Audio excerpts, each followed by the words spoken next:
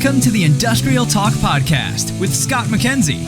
Scott is a passionate industry professional dedicated to transferring cutting-edge, industry-focused innovations and trends while highlighting the men and women who keep the world moving. So put on your hard hat, grab your work boots, and let's go. All right, once again, we're broadcasting from Austin, Texas. OMG is the organization, and it is the collection of really smart people gathering to solve problems and putting it down on paper. How's that? Sounds good. Because it's definitely way above my pay grade, and you know, Industrial Talk is dedicated to you, industry professionals all around the world, because you are bold, brave, you dare greatly, you solve problems, you collaborate. You're making my life and the lives of many around the world better. Why not celebrate you? Because you are that good. All right, in the hot seat, another smart guy from this OMG IIC consortium thingy going on here. Dan Young, Toshiba's the company. We're going to be talking IIC, so let's get cracking. Yeah. I'm glad you do what you do, Dan. Well, thank you. I appreciate you having me on. Yeah. I've come to the realization that I am living this dream, this Discovery Channel dream, and I get to talk to some of the smartest people in the world, and I just soak it up, and I realize how I'm not that smart. I think that's the next guy you're talking about. Yeah, whatever. Yeah, you've been with the OMG IIC sort of dealio for many years, haven't you? Yeah, I think I first got involved in 2016, 2017. Yeah, and it's been around for a long time. It has. It's predated us, but one of the reasons why Toshiba joined was because our technical executives got a hold of the Industrial Internet of Things Reference Architecture, or the IIRA, and we actually thought it was really valuable, and we went and implemented things based on it, and then we got involved. Oh, so you now that's pretty cool. You actually said, "Hey, here's a document." You just go to IIC, you just sort of download it, and you said, "Hey, this is pretty good. I like that." Yeah.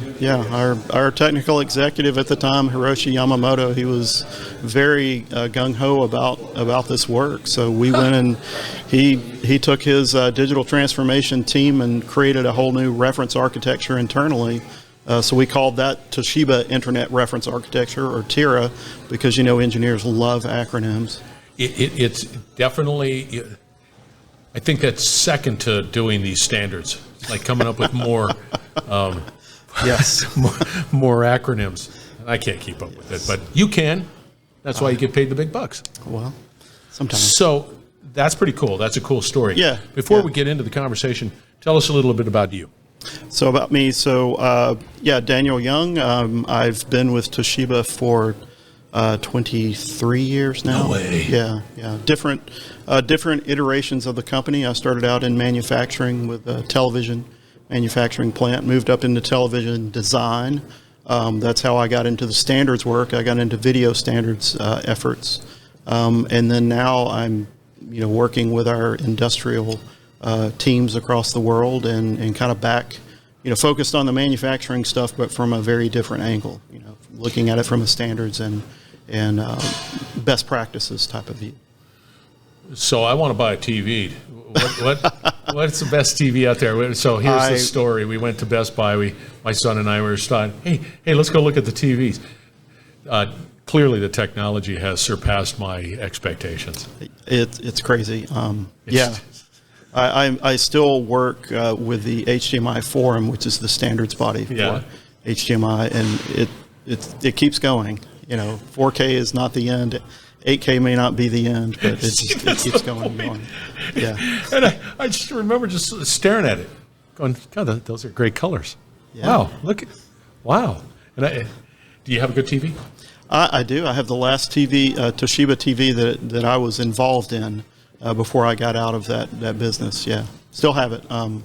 2014, I think. So still going strong. Let me just tell you, they got some new technology out there that's just probably. I really like the not plugging any company, but I love the LG OLED TVs because of the deep blacks. Yes. for me, that's the most spectacular part. So as we digress, I just tell you, man, when you said that, I was like, oh my gosh. Oh, and high dynamic range. Can't forget that either.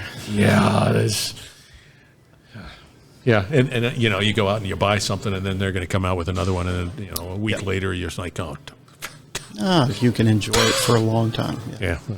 Whatever. That's true. And I will, because I am cheap. That's right. All right. So you're with IIC. Yes. Tell us your role. What role you're playing with IIC? Industry IoT Consortium. You stole my thunder. Yeah. The new branding. The new branding. The blue and white. Yes. Yes. Well, first off, I'm on the steering committee, so I represent the large industry members within the IIC. So there's academia, research type companies, there's small industry, startup companies, and then there's the large industry members, so like Toshiba, NEC, Dell, Microsoft. So the steering committee has representatives from all those type of sectors. So I'm one of the ones that represent the large industry. In addition to that, I'm the co-chair on the technical working group. So they focus on different specific technologies. So AI, edge computing, networking and connectivity issues, the real detailed technical stuff. And then I'm also the sole chair of the industry working group, and we look at more of the vertical markets. So you think of things like mining or automotive or smart factory, energy. So all of those vertical task groups we have, we work on specific things that are related to that industry itself.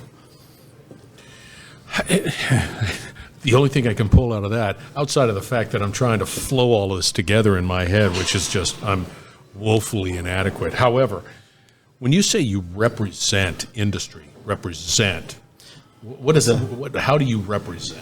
On the steering committee, so I represent the perspective of large industries, what we're looking at in industry IoT areas. So we just provide our feedback on what where we think the ISC should be focusing on based on our perspective of things.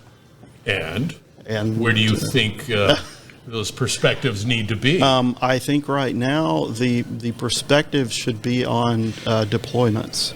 It is one thing to talk about IoT and talk about connectivity standards and AI and all that stuff, but you really have to put the boots on the ground. You really have to have deployments to show that it has value. Oh. So, if you look at the IIRA, which it's kind of a long document, but it's fairly easy to read, I think, in sections. But the very first perspective is the business viewpoint, because without that, none of the rest of it matters, right? So I think that's where we're trying to drive on real deployments, how they work out. Is it proof of concept and it's dead, or is it proof of concept and then everybody wants it and we need to scale it up? Yeah, there's been a lot of buzz around, a lot of conversation that says, hey, let's go down this road. Let's deploy some sort of a digital solution to that asset or whatever it might be. But then there's a lot of angst and, for lack of a better term, some failures associated with it. And then once that takes place, once that takes root, then you find companies saying, "No, that's not for me. That's all hype. That's like I don't want to do it." And then they back off for such a long time. But it's going to have to. You're going to have to do it. Yeah. Let's succeed. It's that fail first, fail fast, and then pick yourself up and do it. But then again, you're going to have that mindset that says, "Okay, we're going to fail." Yeah. Well, but we got to do this because the overall reason is far greater than just our failure. Yeah. Just do it.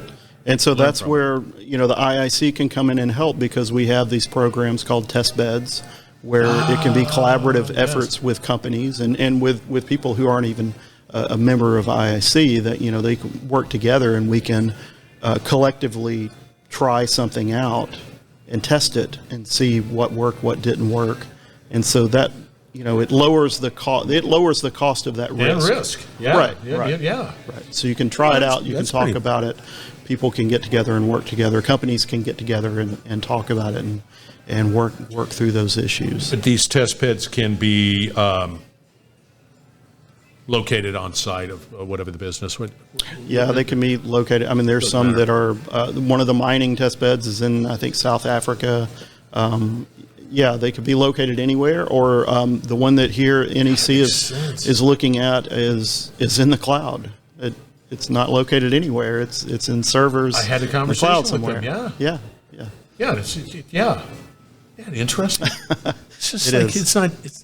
it's cloud. You can't really touch it. Right. But you got to have that. You got to. You got to have a key to have access to it. Right. Yeah, that is so cool. Now, with all that, so you're saying, hey, we want to see some sort of deployment. Now you're defining and you're providing guidance, free downloadable guidance on maybe some of the things there. But I like the testbed solution, and they can just go out to iiconsortium.org. I think That's right? correct. Yes. II Consortium. Look at the initiatives tab, and you'll see the test beds, test drives, patterns, and all the other initiatives that we're looking at. So you're here, Austin, Texas, eating brisket and Yes. And listening to lots of live music. That's right here now.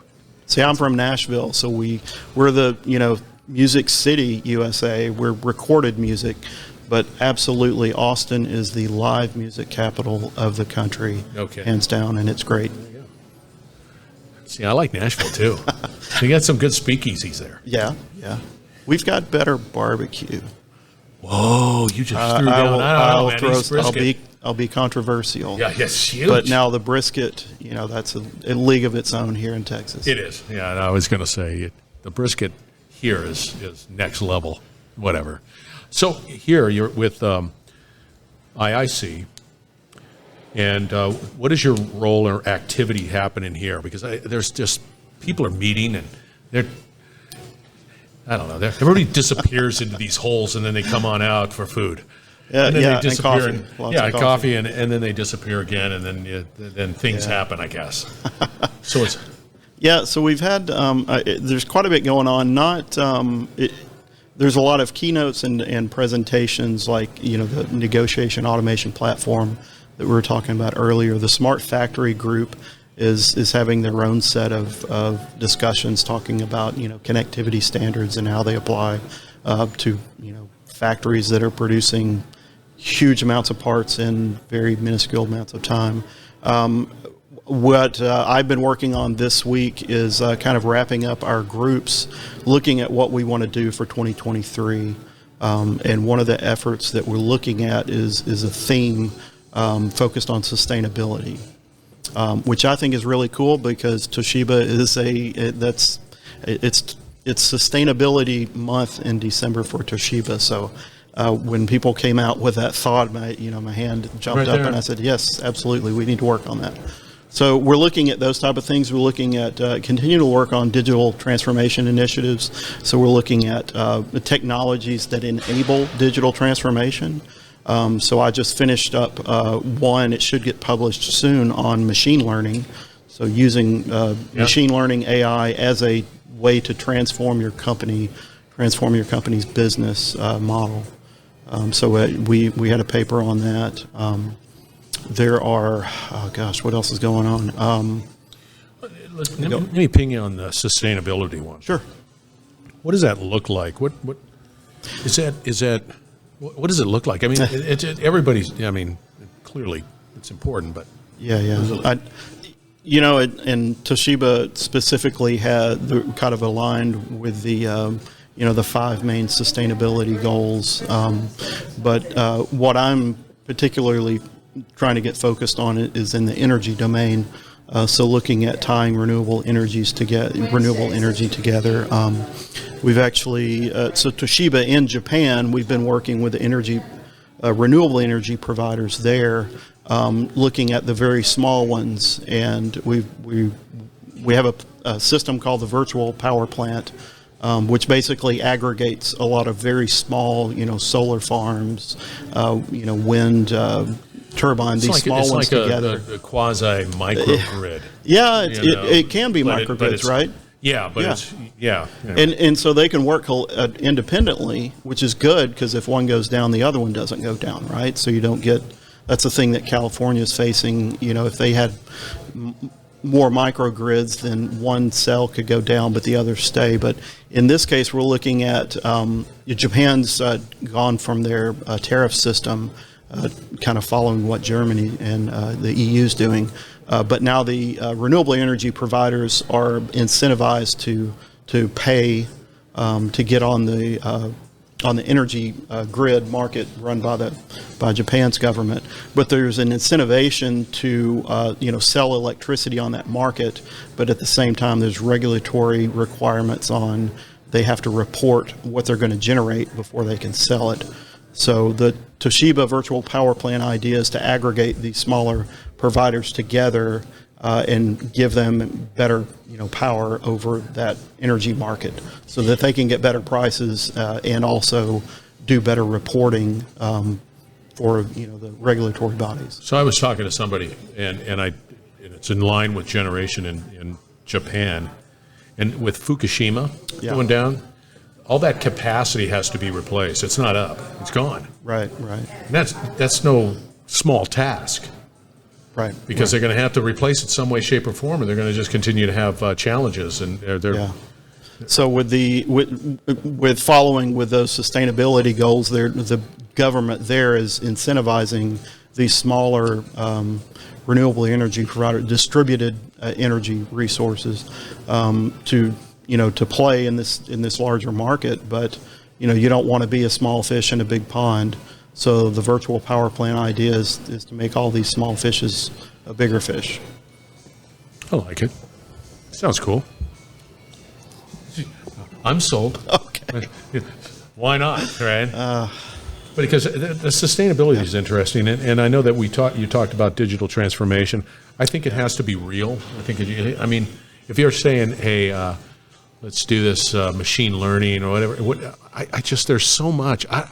Personally, my head starts swirling to figure out, where do I go? What avenue do I take? Because there are just countless avenues. Yeah. And then hey, I'm headed down this road. Oh, I made a mistake. I should have been down that one. That I don't like. How do you sort of help people sort of navigate those waters? Where do you want to be? I'm going to go back to the IRA because the way it frames these, it breaks things up into views. So you have the business view, what is it you're trying to accomplish? Yeah. Then you have a usage view, which is, okay, who's going to be using it? What are they going to be doing with it? Is it going to be a human user? Is it going to be a non-human user, which is new in version 1.10? And then you have the functional view. So what are the functional components needed to create the business value, going back to your main business requirements. And then once you have all that, then you have the implementation side, and that's where the really smart people get together and plug up the hardware and program stuff. I just think that I don't know how anybody, and I'm serious, I don't know how anybody, if you know that you need to sort of go down that digital transformation juggernaut because I have a company and the internet says I need to do that, and you recognize the value, you need organizations like IIC. Yeah, I think so. You do. It's a collective mind. Yeah, and the way you guys structure it and who gets to vote and all of that stuff I just think it's so important. So you don't have to create this stuff out of thin air. Yeah, you got lots of smart people to help people like us, right? You, not me. I'm just Mr. Chirpy Chirp with a 6-pack of beer. How do they get a hold of you, Dan? I think it's 5. I stole one. There it is. Thievery. Dan, how do they get a hold of you? You can reach me. Well, you can look up Toshiba Spinex on the web and find all about our version of the reference architecture. And yeah, there's links to find out more contacts there. And they can find you there too? I think so, yes. You can find Wow, several of the articles that are written. That's a definite maybe. The website's changing all But the you're time. out on LinkedIn too. Can I give I'm you on LinkedIn, yeah. Daniel Okay. Young. There you go. I'll have his LinkedIn link. Yeah, His absolutely. stat card easily accessible. All right, listeners. That's Dan, Toshiba's company. That was a great conversation. We're going to wrap it up on the other side. Stay tuned. We will be right back. You're listening to the Industrial Talk Podcast Network. Once again, thank you very much for joining Industrial Talk, and thank you very much for your continued support. This platform, you know, is a platform that is dedicated to you, industrial professionals all around the world. We want you to collaborate. We want you to continue to educate and definitely innovate because we need you there. Daniel Young, Toshiba's company, call him Dan, because I call him Dan. But his LinkedIn stat card is, of course, Daniel Young. But you're going to have all the contact information for him. You need to reach out to him. You need to reach out to what they're doing in Toshiba and figuring this whole Industry 4.0, this IoT, the standards around that. And we want you to succeed. Of course we want you to succeed because it's important that you succeed, right? Because we need you around. So reach out to Dan and Toshiba. Follow them because, well, you need to. You need to continue. All right. I'm going to point out another company, and it is just a company that I'm pretty passionate about, and that's Mercy Chefs. Mercy Chef is a organization that delivers incredible food to areas that have been impacted by Mother Nature or other disasters, but they bring in food that is truly chef-worthy quality so that you put a smile on the face, and it is a big, big deal. That's Mercy Chef. Go out to Industrial Talk. And just look around. They were great. So anyway, Mercy Chefs. All right, we're also going to be doing some webinars, a couple of webinars. One's going to be on supply chain. The other one is going to be on, that's right, augmented reality as well as metaverse. So be on the lookout for those couple of webinars and, just learn more about it because it's happening whether we like it or not. All right, be bold, be brave. Dare greatly hang out with Daniel, a.k.a. Dan, and you will change the world. We're going to have another great conversation coming from OMG shortly.